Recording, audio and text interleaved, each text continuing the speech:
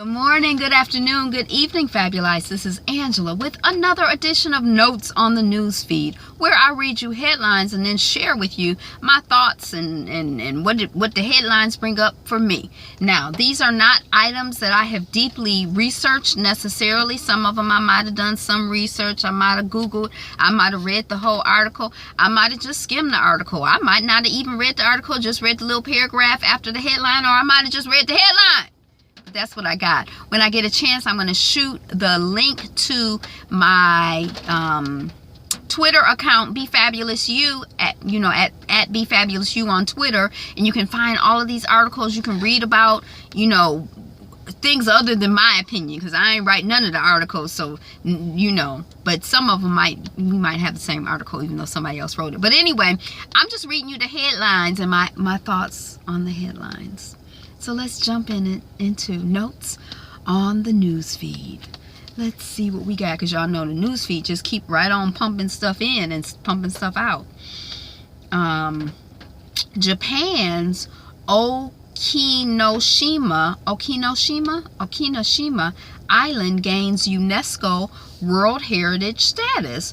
We were just talking about World Heritage status from UNESCO because Volando in Brazil, in Rio, is it Volando? The slave port got World Heritage status. Is this their season for giving out World Heritage status? They probably have a deadline. Everybody submits their stuff about why we think this should be a World Heritage status, and they go through everything and they're like, we're awarding these sites so it's coming out in the news feed. Is that what's going on? California once imagined a future without cars with this bike superhighway.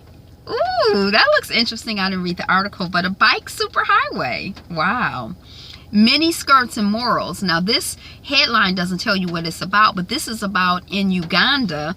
And I know it's Uganda because when I told my mother, she's like, oh my gosh, the Queen of Katwe. Did you see the movie The Queen of Katwe? Excellent, excellent movie. Go see it if you haven't seen it. And if you've seen it, see it again. But in Uganda, the government, I think, has issued a statement about the dress code for government workers. And it seems like there's been this whole conversation in general about, dress code for workers and what's, appropriate or inappropriate or whatever. But a couple of things that were interesting to me. One, just this ongoing desire to regulate women and how women dress. And then one person said in the thing, because I guess for the men's dress code, it's like suits and ties. And they like, you basically outlawing our traditional clothing. And I'm like, well, god dog, I'm trying not to cuss y'all. If you can't wear African clothing in Uganda, in Africa, then where can you wear African clothing? Y'all celebrating your colonizers? That's what somebody was saying in the article. So, yeah, dress code, regulate blackness, regulate femaleness, just regulate. Make everybody try to look like and act like and be a rich white male with property and power. And if you're not that, you just need to be stomped out.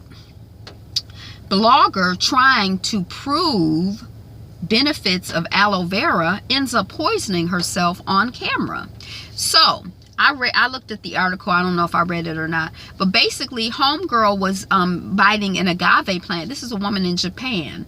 And now this is something that, because a lot of the foraging and stuff I study through books and stuff, I've been on one nature walk, but it's kind of like with a person who is like I've been on two with people who are like experts, and it's like I'm skeptical of what they say, because just because somebody says something doesn't mean I'm gonna eat it. Because you could think it's aloe vera, they could think it's aloe vera, and it could be agave, which is very toxic and poisonous, this type of agave that she bit on and had to go to the hospital and stuff. And so it's like I'm all for foraging, but it's not as simple as it may appear. That's like Queen Anne's lace has a lookalike I can't, arsenic, I don't know what it is, but there's a plant that is good for you, but it looks like another plant. So you have to be careful when you out here on these streets foraging and carrying on, and you know, you can't trust everybody to be identifying stuff, and you have to really study before you know how to identify and how to, you know, it's just people be casual about stuff. Don't be casual about that, because that could be your life. And we all gonna lose our life, this part of it, at some point, but don't be casual about that. Venezuela, Maduro praises opposition leader Lopez's prison release. I did read one article about Venezuela, but I've been trying to follow. I need to read all the articles because I'm like, what's going on in Venezuela? But the opposition leader got released, so I don't think we expect Maduro to be praising it. So I don't know. Norway's troll penis rock re-erected. It's like a rock that looks like a penis, and it juts out from the side of the water. You know, it's like this rocky thing. It's not standing up straight like the obelisk or anything like that. It's jutting out. But anyway, I just thought it was interesting. It's big. It's really big. Puerto Rico's first Olympian, Juan Evangelista Venegas. That was the very first Olympian, and that was back then. U.S. priest pulls out gun in Florida road rage incident. Y'all know I don't really understand road rage that much, but and then to be pulling out guns, and then you a priest and you pulling out guns because somebody cut in front of you. I mean, I don't know. Maybe your religion is really helping you. Like maybe you were like really, really crazy before, and now you're just a little crazy. But that sounds crazy. And it seemed like you a priest. It don't sound like a good advertisement. Ooh, I smell something weird. Clashes between anti-G20 protesters and the police. Leo Ziabo. Western doctors contradict China on Nobel laureate's cancer. So I don't know. I think this person was basically locked up as a political prisoner for being a dissident or something. And China is saying like, you know, because of his cancer, this or something. And Western doctors are like, that's not true. Thitkul, 14, is the youngest golf champion. 14 years old. Yay, Thitkul. China and Taiwan mixed up in White House gaffe. You know, I think that Zero and his administration, you know, don't really care. And I think that they show that they don't give a care in their behavior and what they do. So it's sort of like, you know, they released a document and they have the name of the country. You know, they have the wrong country associated. Like, you know, it's kind of like getting somebody's name right. If you're not sure how somebody spell their name, then you need to do the research before you write them a letter.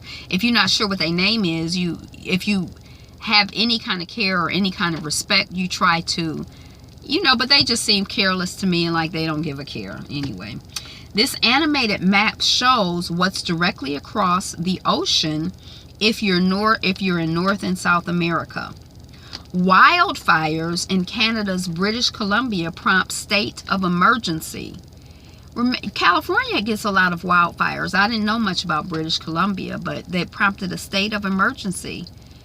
These wildfires be serious too. People's houses be dying. They be jumping across the highway. I mean, they intense. The many failed attempts to kill the leaders of North Korea. It was an interesting little, I read it very casually, but they got all kinds of layers of protection around them, and I guess it's worked because people have tried time and time again to get them, and they ain't got yet. So anyway, I thought it was interesting. Somalia's most recent internet outage costing country $10 million a day.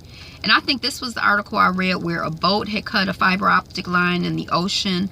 And, you know, I think that was basically it. But what was interesting is when I was in India, I remember there were all these internet cafes. And that's basically where it seemed like it was a thriving business. And we don't really even have those in this country. And that was a while ago. But in this article, they said that a lot of people get their internet access at internet cafes. I'm like, I've been to internet cafes. So I had some frame of reference for it. This is a headline. Well, if he is admiring me, he has to come to me. I'm certainly not chasing any man. This senior couple shares the story behind their viral engagement photo. And they gray-haired black people, and I think he holding up a sign that says she said yes or whatever. But it was a cute. I love love. I love black love. I love old people love. I love young people. I love love. Beautiful. Black love. Yay. Unbowed by politically motivated punishment, Michigan activists jumped straight from prison back into fight against corporate giant Whirlpool. So basically, it's like you lock me up, as soon as I get out, I'm back in the fight. You can't lock up my spirit, and you ain't lock up my spirit, and you ain't lock my spirit down. That's coming off of Atlanta Black Star. I didn't read the article. I didn't really know what it was about.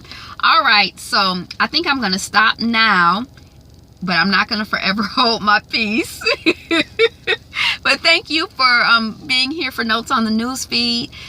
Welcome if you're a new subscriber. Welcome back if you're a regular subscriber or a regular viewer. Thank you, thank you, thank you. Have a wonderful, fabulous day. Today is the best day ever, and you are the greatest. You are number one, and I want you to be you. Be fabulous, you. Peace.